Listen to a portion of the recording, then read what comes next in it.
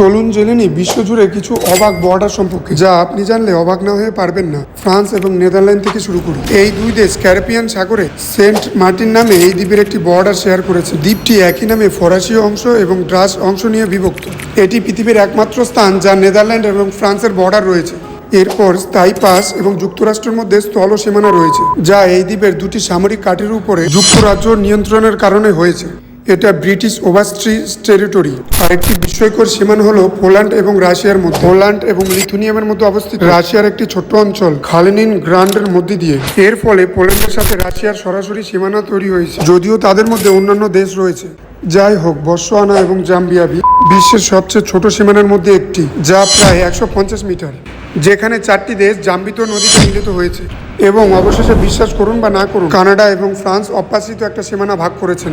ফ্রান্সের এখনও উত্তর আমেরিকায় ভূমি রয়েছে, যার নাম সেন্ট পিয়ের অ্যান্ড মাইকেলন। যখন এই দ্বীপ এবং সামুদ্রিক সীমানা টানা হয়েছিল, তখন ঘটনাক্রমে লাইনটি একটি ছোট পাথরের দ্বীপের উপরে চলে যায়। ফলে দুটি দেশের মধ্যে বিরল অদ্ভুত সীমানা তৈরি হয়। যদি এটা গণনা করা হয়, তাহলে পৃথিবীর সবচেয়ে ছোট সীমানা হবে। এখন তো ইন্ডিয়ার এবং বাংলাদেশের মধ্যে বর্ডার নিয়ে টানাপোড়েন চলছে।